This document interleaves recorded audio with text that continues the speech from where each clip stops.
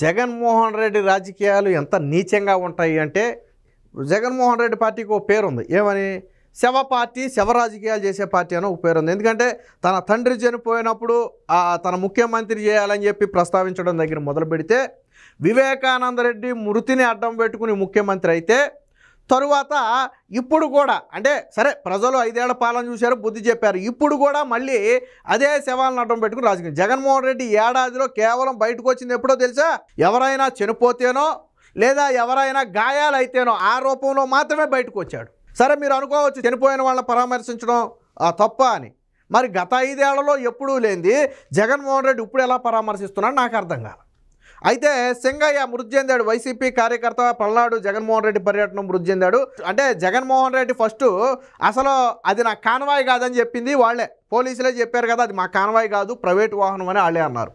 తర్వాత నాలుక మడతేసి జగన్మోహన్ రెడ్డి కాన్వాయ్లో ఏదో ఒక వాహనం ఢీ కొట్టితే కొట్టుండొచ్చు అన్నారు. తర్వాత ఏమన్నారు?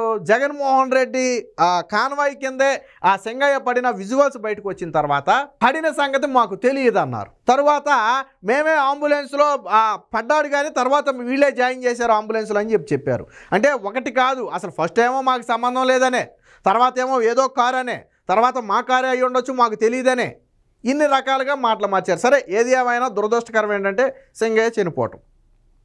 ఇక్కడ జగన్మోహన్ రెడ్డి నెల రోజుల తర్వాత సింగయ్య కుటుంబాన్ని పిలిపించుకున్నాడు, తప్పులేదు. సింగయ్య భార్యను కూడా పిలిపించుకున్నాడు. సరే 5 లక్షలు 10 లక్షలు డబ్బులు కూడా ఇచ్చాడు, తప్పులేదు. ఆదుకోవడంలో తప్పులేదు. అక్కడితో వదిలేసాడు అంటే జగన్మోహన్ రెడ్డి ఇక్కడ మళ్ళీ తన నీచ రాజకీయాన్ని బయటపెట్టాడు. అందుకే నేను జగన్మోహన్ రెడ్డితో వ్యతిరేకించేది. బయటకు వచ్చి నిందలు ఎవరి మీద వేయించాడు తెలుసా? వైసీపీ వాళ్ళు కారు కింద పడి తల నలిగిపోయి రక్తపు మడుగులో ఉంటే వైసీపీ వాళ్ళేమో పక్కన పొదల్లోకి లాగేసి ఒకవేళ ఆ టైంలో వాళ్ళే అంబులెన్సుల్లో తీసుకెళ్ళి వాళ్ళే హడావిడి చేస్తే ఎక్కడ ఇది వైరల్ అవ్వద్దో ఎక్కడ వీడియోలు వస్తాయని భయంతో ముందు పక్కన ముళ్ళ పొదల్లో పడేసి వీళ్ళ దారిని వీళ్ళు వెళ్ళిపోయారు. కనీసం మంచిలు కూడా పోయిలా. వెంటనే ఘటనను చూసినటువంటి పోలీసులతో పాటు మరికొంతమంది వైసీపీ కార్యకర్తలు సాయం చేస్తే ఇమీడియట్గా ఆటోలో వేసి తర్వాత అక్కడి నుంచి అంబులెన్సో లేదా డైరెక్ట్గా అంబులెన్సో వేసి అక్కడి నుంచి పంపారు. అంబులెన్స్లో కూడా సింగయ్యను కాపాడడానికి శతవిధాల ప్రయత్నం చేశాడు. దురదృష్టవశాత్తు మృతి చెందాడు. ఇప్పుడు జగన్మోహన్ రెడ్డి నింద ఎవరి మీద వేసాడు తెలుసా? ఒకటి పోలీసుల మీద, 2 ప్రాణాలు కాపాడాలని కష్టపడిన అంబులెన్స్ సిబ్బంది మీద. దేశ చరిత్రలో ఎక్కడైనా సరే అంబులెన్స్ సిబ్బంది చంపేసిన ఘటన చూసామా? అసలు ఈ ఘటన బాహ్య ప్రపంచానికే తర్వాత తెలిసింది.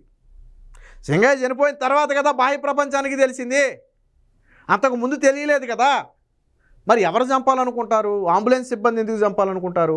నాకు తెలిసి అంబులెన్స్ సిబ్బంది మీద హత్యారోప నేరాలను నెట్టినటువంటి ఏకైక వ్యక్తి జగన్మోహన్ రెడ్డి. చరిత్రలో మిగిలిపోతాడు.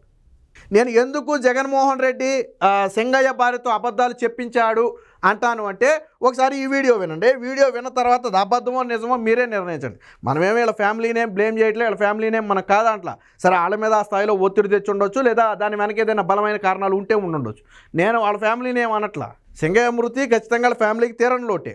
కాకపోతే జగన్మోహన్ రెడ్డి నీచ రాజకీయాలు అలా ఉంటాయనేది తెలియాలి అంటే మనం ఒకసారి ఈ వీడియో చూడాలి. ఒకసారి చూడండి. నా భర్త పేరు శ్రీసింగయ్య. జగనన్న గారు వస్తున్నారని చూడటానికి వెళ్ళారు. అక్కడ కారు తగిలిందని అమ్మ అయింది మాకు. మరి నేను కూడా జగనన్న గారు చూడటానికి నల్లపడ దగ్గరికి వెళ్ళాను. మాకు ఫోన్ చేశారు. ఫోన్ చేస్తే మేమేమన్నా అక్కడ నుంచి హాస్పిటల్కి బాగానే ఉన్నారు, బాగానే మాట్లాడారు. మా పిల్లలు 2 పిల్లలని చెప్పారు, మా ఊరు పేరు చెప్పారు, మా మామయ్య పేరు చెప్పారు.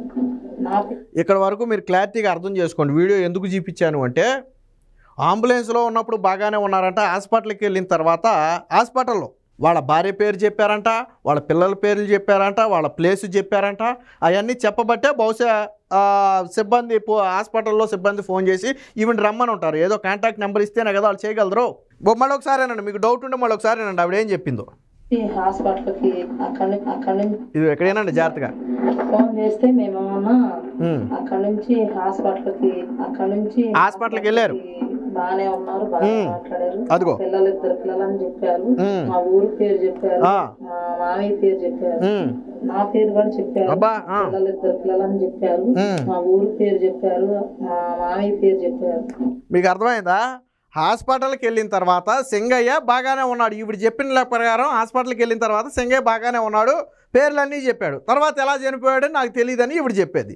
సరే, దీని గురించి మాట్లాడదాం. ఈ మొక్క కూడా వినండి ఒకసారి. నా పేరు కూడా చెప్పారు. అంబులెన్స్లో ఏమైందో మాకైతే మాకు డౌట్గానే ఉంది. అంబులెన్స్లో ఏమన్నా చేశారేమోనని. ఇక్కడ దొరికిపోయారు.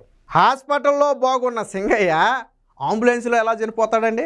ఇంత చిన్న లాజిక్ ఎలా మిస్ అయ్యారు? హాస్పిటల్లో బాగున్నాడు అంటే అంబులెన్స్లో తీసుకెళ్ళి హాస్పిటల్లో దింపిన తర్వాత కూడా బాగున్నాడనే కదా మీరు చెప్పింది. మళ్ళీ అంబులెన్స్లో చనిపోయాడు, అంబులెన్స్లో ఏమైందో మాకు తెలియదని ఎలా చెప్పారు? నాకు అర్థం కాల. హాస్పిటల్లో ఒకవేళ హాస్పిటల్ నుంచి తిరిగి ఏదైనా తీసుకొచ్చేటప్పుడు చెబితే అది అర్థం. అంబులెన్స్లో తీసుకెళ్ళినప్పుడు బాగానే ఉన్నాడు అంటే అంబులెన్స్ సిబ్బంది బాగానే సమయానికి స్పందించారు, సేవలు చేశారు, హాస్పిటల్లో జాయిన్ చేశారు, అప్పుడు కూడా బాగానే ఉన్నాడని ఆవిడ చెబుతుంది. పేర్లు చెప్పాడు, నా పేరు మా పిల్లల పేర్లు అన్ని అడ్రస్లతో సహా చెప్పాడని ఆవిడే చెబుతుంది. తిరిగి లాస్ట్లో ఈ అంబులెన్స్లో ఏమైందో మాకు తెలియదు అంటుంది. ఇక్కడ చిన్న లాజిక్ మిస్ అయ్యారు. అంబులెన్స్లో తీసుకెళ్ళిన తర్వాతే హాస్పిటల్లో జాయిన్ చేశారన్న చిన్న లాజిక్ని ఇక్కడ మిస్ అయ్యారు. అందుకనే చెప్పేది నేను. వాస్తవానికి నిన్న జగన్మోహన్ రెడ్డి ఈ విషయం గురించి మాట్లాడించాల్సిన అవసరమేలా.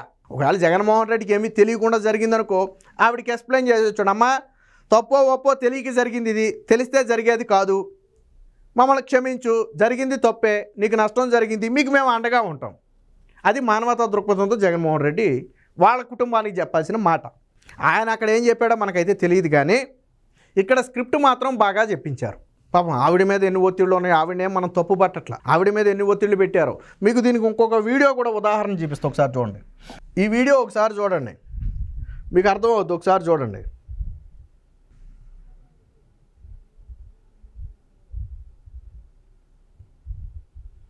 మాట్లాడుతూ మధ్యలో అటు చూస్తుంటుంది.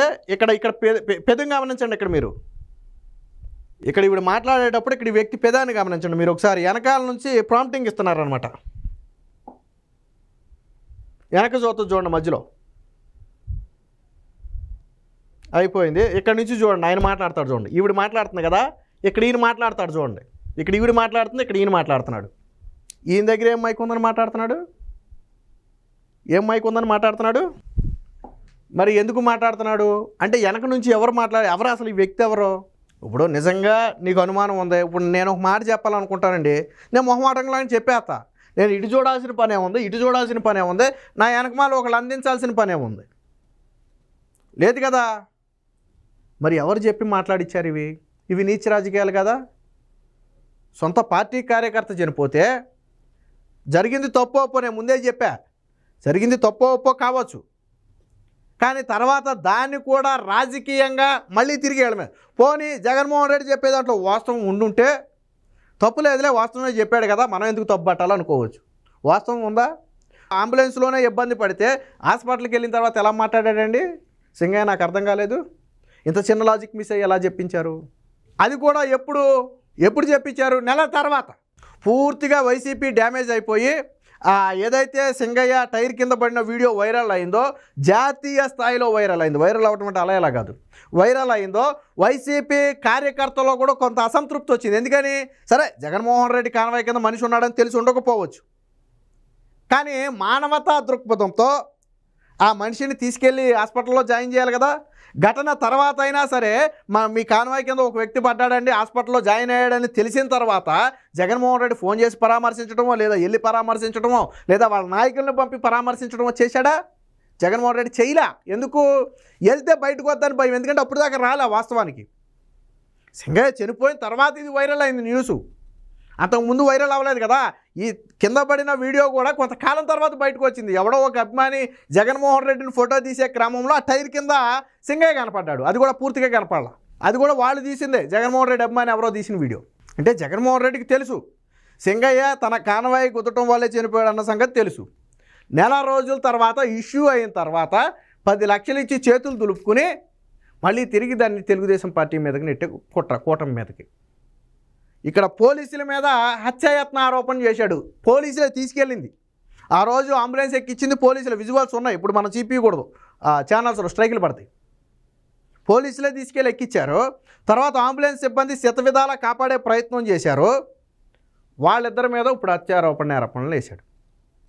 మరి ఇది తప్పు కదా? ఇలాంటి వాటిని యాక్సెప్ట్ చేయొచ్చా? జరిగిన దుర్ఘటనని ఇలా రాజకీయం కోసం, అందుకనే జగన్మోహన్ రెడ్డికి శవాలకి మధ్య ఏదో కనెక్షన్ ఉన్నట్టుంది. శవరాజకీయం అని ఎందుకంటారు, శవరాజకీయం చేసే పార్టీ అని ఎందుకంటారు అంటే ఇలాంటి ఘటనల వల్లే అంటారు. ప్రజలు ఇవన్నీ శాంపుల్, ఇలాంటివి ముందు ముందు మీరు చాలా చూస్తారు. అరే ఎవడో బెట్టింగ్లు వైసీపీ గెలుస్తుందని బెట్టింగ్ కాశాడు, తర్వాత అప్పులు తీర్చలేక ఆత్మహత్య చేసుకుంటే దానికి కూటమికి ఏంటో సంబంధం నాకు అర్థం కాల.